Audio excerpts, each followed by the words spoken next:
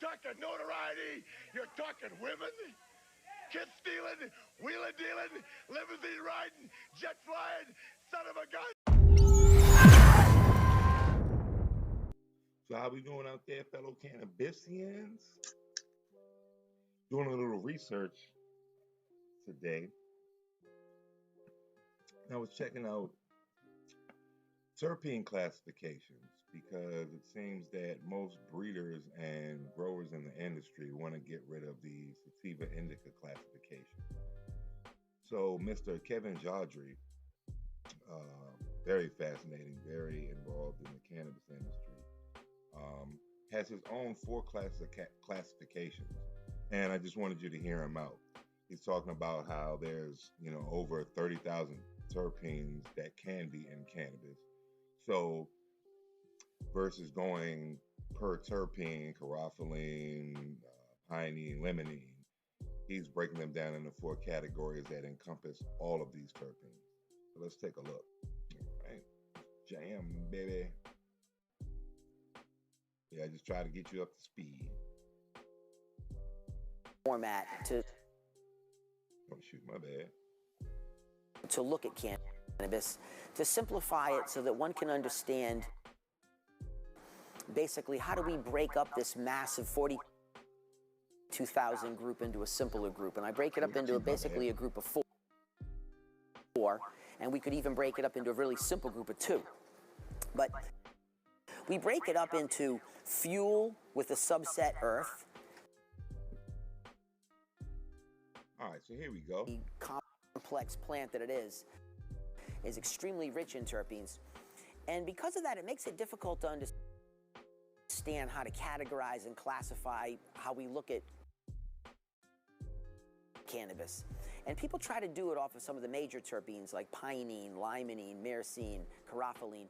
But those become words that don't explain clearly how to look at it. Exactly. And so what I tried to do is I tried to come up with a more interpretive format to look at cannabis, to simplify it so that one can understand basically how do we break up this massive 42,000 group into a simpler group. And I break it up into basically a group of four, and we could even break it up into a really simple group of two.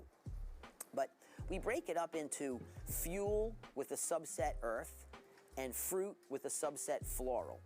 And using those four terms, we can basically describe any scent and smell combination in cannabis.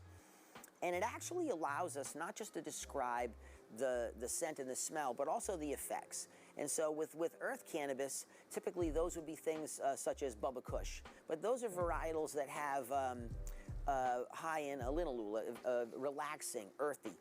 They traditionally make you have a more sedated, calming effect. We go into things that are fuel, that's typically more pinene dominant. Those are more energetic, racy, euphoric, have an ability to give you anxiety. We go into fruits and typically limonenes, and what we have is uplifting, energetic. And in florals, we have a variety of different components, and florals are really where we have, I would say, some of our most complex reactions to cannabis in terms of feel. Haze exists in those pools. And so you have these unbelievably strong responses with people to it.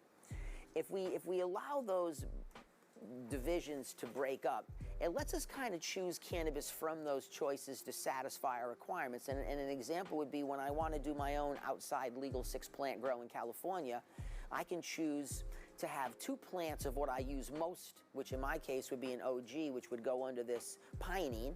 And then I have a couple of plants that are Hollywood, which is a very type earthy kush, which goes more under the earth tone for more sedative. And then I have a beautiful floral and a fruit. And so the fruit uplifting and the floral more contemplative.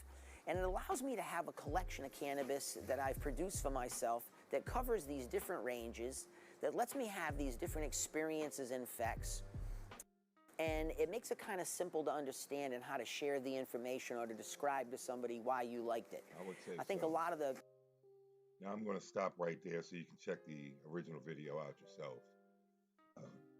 But I think that's a very important classification from a rec user standpoint, to have all four categories. If you're around anybody, you can satisfy any type of smoker's high. As far as breeding goes, or even into selling in the industry, to cover all the bases, even though you might not have the most popular thing, but you will get somewhat of an effect dealing if it's in the floral, gassy, what do you say, citrus, fruit, and earth tones. So I guess it would be I smoke cigarettes, so I can't necessarily get you, say, a Newport, but I can get you some menthol. So it might be a Salem, might be a Cool, might be a Marlboro menthol, but I can get you menthol. I think that's a great way to diversify your grow, great way to diversify your stash, and a great way to be able to hold footholds in the market. I'm going to leave a link in the description for this, but definitely check it out yourself.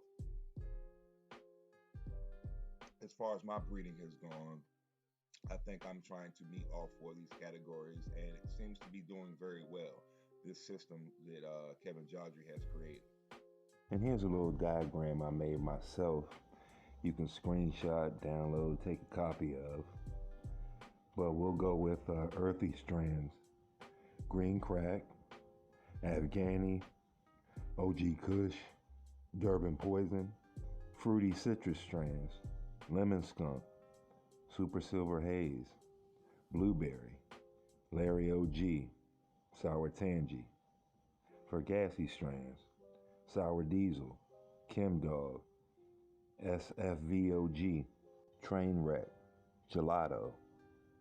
Now for floral: lavender, phantom OG, tropical runts, sweet tooth. So I would recommend checking this video out. I'm going to leave the link in the description. Y'all enjoy yourself. Have a great day, fellow Cannabisians. I know I did.